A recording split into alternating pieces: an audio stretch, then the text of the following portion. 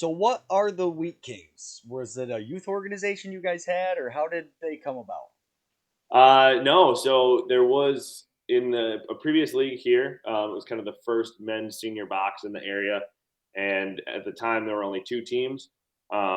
Person running one of the two teams kind of left town, and there was really no one else to keep it moving. It was, I mean, I had been exposed to the box game beforehand and loved it, but it was kind of my first time playing, truly with cross checking, padded up goalies that kind of knew what they were doing, coaches kind of teaching in some of the systems, stuff like that, and fell in love with it. So I figured, no one else was going to do it, so I might as well, and kind of took it over. Been fortunate enough to build some really good relationships at tournaments like the Lax and I, and other ones kind of all over the world, and meet some great people who have, showed me the ropes a little bit, and kind of been able to model our organization after some of these ones in Prague or in Canada, or some across the East Coast. And we've been steadily building. This is our fifth year of actually existing, um, fourth year of making our league's national tournament, and we're building something pretty special up here. So it's been fun.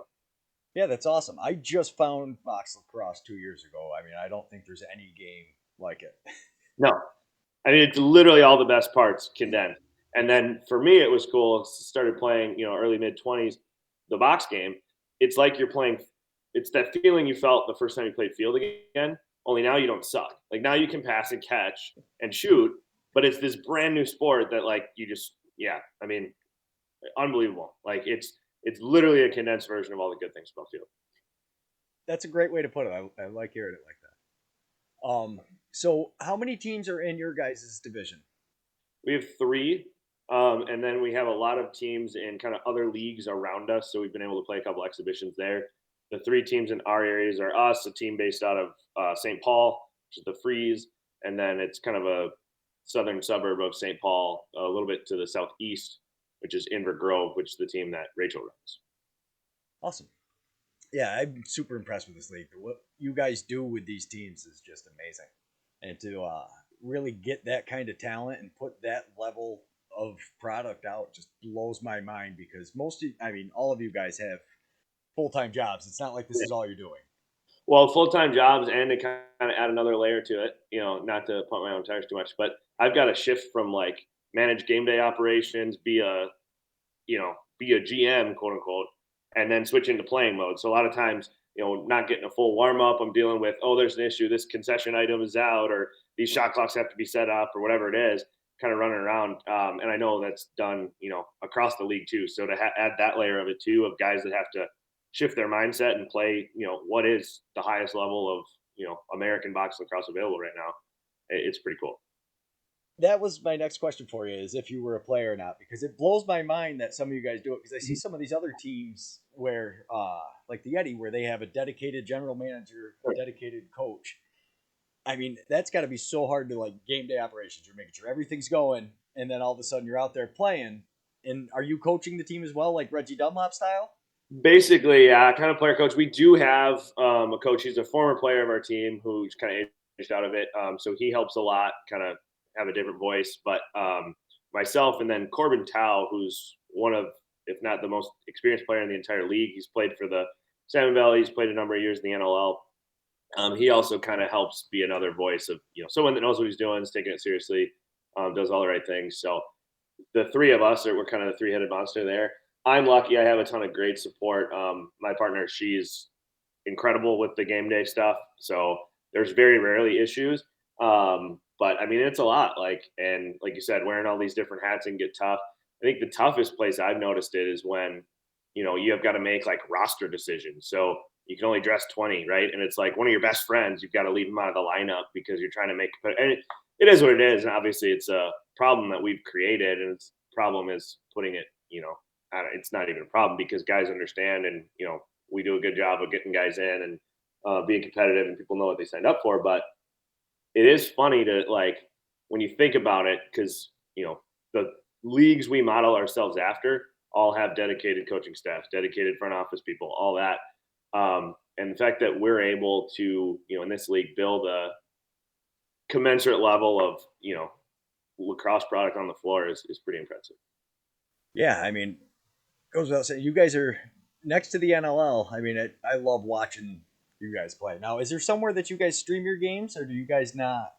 We do, yeah. So we previously have streamed on Instagram. This year we started trying streaming on YouTube. So for any teams that are interested in doing it, it is definitely not something you can set up last minute.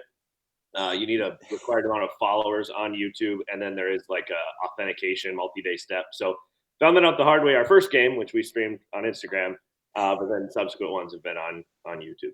And the name of the YouTube channel is? Minneapolis Sweet Kings. Okay, and I've got your Instagram pulled up on the screen so people will be able to see that. Wonderful. The YouTube, that's actually basically how I started into this. Is I told Paul I'd help him out. I showed up to the Collar City Kings game because they're 45 minutes away from me with my Okay. cell phone, thinking I could do the live YouTube stream like you're talking about. Found out I couldn't. Recorded the Yep. whole first game, jumped into it. But like you said, the YouTube is completely different. And Oh yeah.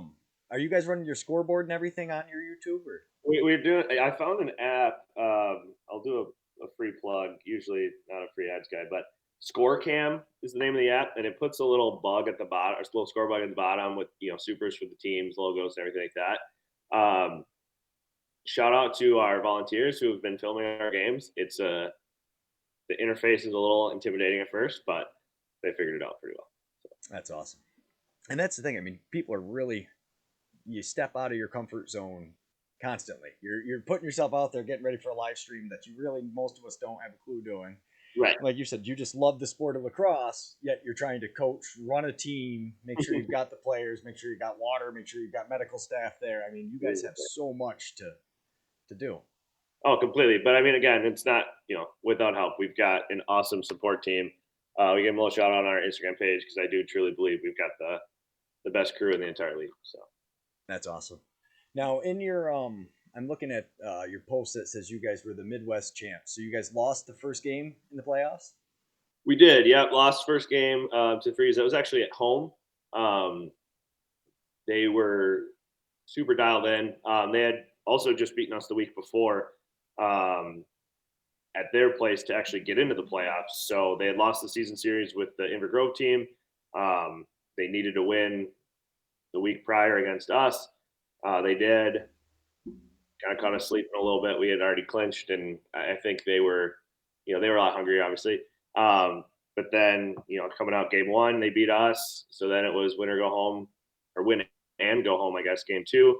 And then game three was at our place, and we squeaked out a close one. It's a really, really strong team. They've got, the Team USA's under 21 goalie on their team. They've got one of the best players in the NLA, Will McKinney, who's running transition for them, and they've got a ton of young talent. Our team's probably the oldest team in our region, and we've also had kind of very, very consistent success the last few years. So, we lost more games this year than we did in the history of our program combined. What And was your record this year? we were 4-2, so we lost 2 games in the regular season and then 1 game in the playoffs. Previous year, we lost 1 game all season. Year before that, we were, I believe, undefeated, or maybe lost once. Year before that, undefeated. Year before that, like it's been a history of kind of dominating this Midwest area. But the Freeze, especially, of we were kind of drawn back and forth because they had called it a rivalry. It's like, how can you call it a rivalry? You guys are 14-3, and it's like, okay, no, this is actually a rivalry. So Yeah, it's been I'm really getting to cool. watch that It, with it made the. it a lot sweeter, putting the trophy up after you know a little bit more competition. Obviously, the game is growing, but Minnesota has a ton of youth playing box lacrosse. Some of the best box clubs kind of in our area, and a lot of those guys have aged out and then aged into playing in the senior league. So it's been really cool to see. I mean, year after year after year after year, the on floor product has gotten dramatically better. And that's what I was going to say because I get to watch the Utica Yeti and the Riverhawks, and the Riverhawks had never beaten them until this year, and that's basically what it is. Is the young kids are aging out of the Yep. youth programs, and Oswego has great youth programs. I don't know very well, but I watched their product on the NABLL field, and you can see that coach has a lot of young kids, and the difference between their first game against the Yeti and the last game was just crazy. Oh, totally. Yeah. And then, the right, like different life commitments too as they change. So, these guys are coming either in college or fresh out, they're in the best shape of their lives versus someone who's maybe, a managing director in their full-time job. They've got a wife and kids, whatever it is. Um, it's really funny and it's really cool. I've always said like the mission of the team is to give people competitive options to keep playing once they're done with high school or college. Um, I find it super bizarre that, for 80% of people, once you're 18, something you fell in love with and is your entire identity is just done. And then for the rest of them, by the time they're 22. So the fact that, we're able to have guys that are in their, now mid 30s on the older end, late 20s, most of the guys, but they're able to still play at a high level is amazing. But then the flip side of it is you got these guys that are, this is all they do. And, it leads to some pretty good battles. That was my question: is how, like, your team is made up of what? Mainly younger guys that have that, or do you guys have a good mix of older guys that have full time jobs and, like you said, a lot of life commitments? I'd say we're a mix. We're more on the older end. I pulled the numbers earlier. I think our average age was like 28. Um, Nice. we've got a handful of guys who have, a couple guys who've been in NLL camps or played for NLL teams. Their families are in the area or they've started careers in the area and didn't move with the team. Um, we've got a number of guys who kind of I grew up playing with. So kind of in that like 27 to 31 range. And then we've got this year now is the first time we really had like a new crop. So we got a really good, solid young group of guys that are either new to box or new to the team. I'd say probably, a handful in that kind of like 22 to 25 range. Now, is there a local college that those guys play at, or is everybody just kind of go all over? It kind of go all over. So Minnesota is a big talent exporter. There's really only two NCAA programs in the state, and they're both kind of on the lower end of Division III. So a lot of our guys were from Minnesota, Wisconsin, and then went out to college, came back. We've got Alex Johnson, who played out at Loyola. He's now back in the area, coaching at a school in the north suburbs. We've got Kanzai Gary, who he's from Wisconsin originally, went down to Tampa, and now he's back up in the Midwest. A lot of stuff like that. But we do also have a good handful of guys that play at the MCLA program at the University of Minnesota. So I think we've got 4 on the squad right now that are Gophers, and it's one of the better MCLA teams in the country. So. That's awesome. The talent level, it just blows my mind. Like what you're watching people score. I haven't had a chance to watch your games. I was hoping to watch a couple before I talked to you. But I mean, you see these guys diving, and you really see people going all out. I mean, how? Yeah. There's no way. Trying to describe this to my wife, somebody who never played lacrosse doesn't get it. But she's like, "Wait, this guy has to go to work tomorrow. Yeah, well, yeah he's laying out across the crease, knowing he's going to get smashed." And I mean, what do you attribute that to? I mean, it's funny because I can't describe it, but I also can't understand not having it. Like that is, it just makes sense to me. I don't know. I mean, of course you're going to do that. It's funny, but because when you describe it like that, like we have a guy on our team. He doesn't work ops job. He's a firefighter, but he'll get in a fight every other game, and he's walking around with a black eye and a busted open hand. It's like he's got to go to work until I show up to my office job. I'm in a client meeting or whatever, wearing a polo shirt. My entire arm's covered in bruises, and I've got scratches on my. And it's just like, what happened to you? It's just like I don't know. That's what I do on my weekends. What, like, the commitment, even just to get to nationals? How far of a trip are you talking? It's about a 13-ish hour drive from us. Fairly easy flight, but I think we're kind of split half and half. Half our guys flying, the other half driving. We've got a pretty good group committed to going though, so I'm excited for the team we're bringing. Have you guys had like a solid 20 guys at every game? Because I know some of these teams, you'll see some games they show up and they've got 2 or 3 extra guys. Then even by the time the game's over, they'll have a full bench. Yeah. No, so I mean, we set the expectations very early. The guys are expected to prioritize this. Obviously, family jobs come first, but this is supposed to be kind of their main summer social activity, I guess you could say. So we get out, schedule as early as possible. We take availability commitments as early as possible. We had a pretty big roster this year, about 35 guys between our game day and our practice squad.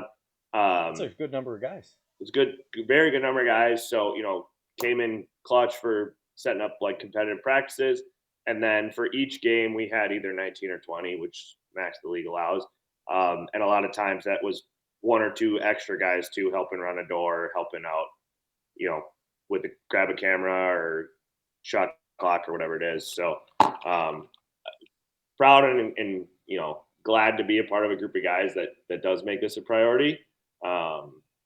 And yeah, we've not had the issue with numbers that some teams have. Yeah, no, that's awesome to see. Do you guys have anybody who's trying to make a career out of this? Who's trying to play pro or coaching camps, doing stuff like that?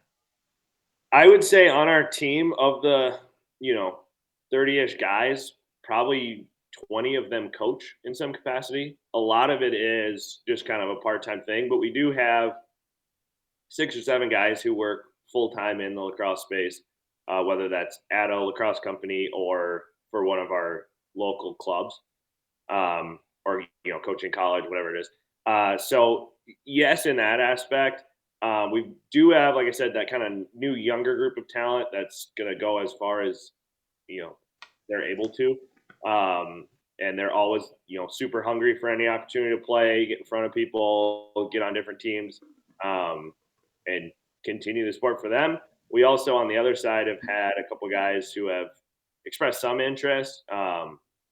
It's tough to get a nod, but I would say we have 5 or 6 guys who probably should and could be in a camp somewhere.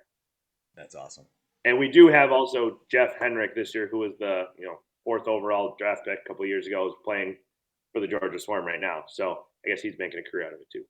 Yeah, I mean, and he helps a little bit. He's a decent player. Yeah, and that's what really blows my mind is you've got guys like him, 4th round of the draft pick, playing for the Georgia Swarm, and it's just so cool because you see a lot of these teams. Yes, they might be one of the better players, but they're not the only one scoring. Right. What does that feel like for you to be able to play next to somebody like that and know that you're fairly competitive with them? Yeah, so I think the moment it was kind of the most clear for me, growing up watching the Minnesota Swarm, I had literally a signed poster of Ryan Ward in my childhood bedroom, and he played with us. This was his first year; he didn't, but he's played with us the last 3 summers. First game in, he's setting a pick. I'm running around it. I flip him a pass. He catches it and scores and gives me a high five, and I'm like, "This is wow!" Like goosebumps. And one of our other guys, we were talking after we had won that championship. We're all, drinking out of the trophy, hanging out. And one of our guys just kind of blurts out, he's like, "Corbin, you coached me when I was 13 years old." And he's just like screwed. He's like, "And now we're boys." And it was hilarious. But he was just like the same exact kind of moment we were talking about. It's just like, wow, this is really cool to see. It's right there. And then Jeff, kind of a more modern example, one of the most competitive, committed people on our team. When he moved to the States, he was worried he wasn't going to have an opportunity to play high level box lacrosse. And he was so excited to find an outlet to do that and has been nothing but complimentary about, the level of play, the kind of professionalism, the commitment from all the guys. And said, it's like, no, this is legit box. These guys, you guys are balling out, and that he was excited to be a part of the team was a really, special, cool moment that validated, why we do what we do. Yeah, that's I mean, because there is so many guys that play camps and play everywhere else that are really, like you said, looking for places to play. What is the farthest commute you have on your team as far as you have somebody driving to play for the Wheat Kings? This year it's all pretty much in the metro area, so 45-ish minutes at the most. So you don't have anybody flying from out of town or crazy stuff. We had one. So Mike Maudsley, he's one of our longer tenured players. He's been in a couple NLL camps. He's played with us for the last 4 summers. His brother currently lives near Toronto. So he came out for a weekend. We had a doubleheader, so he got qualified.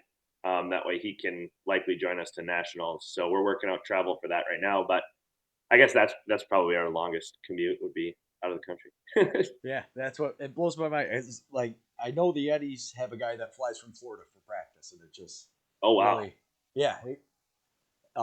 Pat Crosby, one of Yeah, the Indian. so we Colin was he kind of took a little quick flight. I think drove over to Detroit, popped over that way, played practice with us for that one weekend, and then hopefully he gets to join us in Columbus.